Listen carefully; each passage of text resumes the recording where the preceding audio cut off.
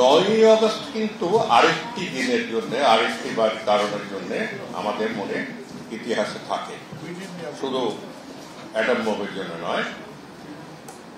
এবার 9ই আগস্ট কেউ ভুলবে না, বাংলার মানুষ কোনোদিন এই ডেটটি ভুলবে না। যেরকম আমরা 6ই ডিসেম্বর 1992 যে ভারতবর্ষের একটি ধর্মস্থানকে ধ্বংস করেছিল, আমরা কোনোদিন ভুলবো না। मेरा सफेद तुरंत खुले, भरपूर झाग दे और इसकी स्मार्ट साइंस दे स्मार्ट केयर और फ्रेशनेस। मेरी चॉइस मेरा सफेद। 9ই আগস্ট কিন্তু তিনটি কারণের জন্য আমার জীবনে কোনোদিনই আমি ভুলবো না, যতটুকু বাকি আছে।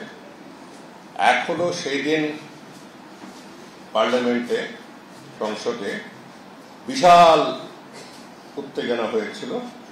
এখন আমাদের উত্তেজনা একটু শুনছে। এই ইলেকশনের পর থেকে দেখছি, এর আগে যেরকম ধরে ধরে আমাদের চুলের মুঠি ধরে 146 জনকে বার করে দিয়েছিল, সেই বলার সেই সরকারের নেই। এবং আমি আপনাদের আজকে জোর গলায় বলতে পারি যে কেন্দ্রের এই সরকার খুব বেশি দিন থাকবে না। আমাদের ওইটুকু সেন্স আছে যে অন্য কিছু না করলে এই সরকার গড়েছে যাবে। সেই নিয়ে আমার বন্ধুরা জিজ্ঞেস করছে, যখন তুই জানিস তোরা যাবে আর এতদূর লড়াই করেছিস, তো পিছিয়ে যাবে। থাক, সেটা আরেকদিন বলবো।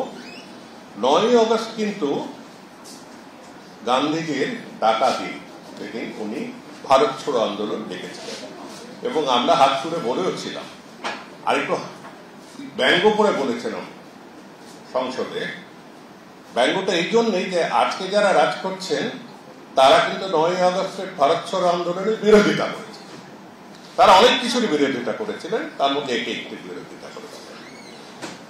যাই হোক, আর সেদিন এই ঘটনাটি হল। এই ঘটনার বর্ণনা আমি একেবারেই করবো না এই জন্য যে আপনারা আমার চেয়ে বেশি জানেন, সবাই আমার থেকে বেশি নিউজ দেখেন, এই দেখেন। কুণাল সুপ্রিম কোর্ট নিয়েও কথা বললেন, সেটা নিয়ে আমি একটা কথা বলবো। আর দ্বিতীয়ত, এটা না বলে পারছি না, অনেককেই বলতে হয় ভদ্রলোকের ছেলে গেলেন কারণ, সেটা বলছি কারণ আপনারা কিন্তু 2021-এর কথাটা আমরা খুব তাড়াতাড়ি ভুলে যাচ্ছি। 2019-এ বিজেপি যখন প্রায় চলে এসেছিল, তারপরে বাঙালিদের মধ্যে একটা সংশয় হলো, একটা ভয়।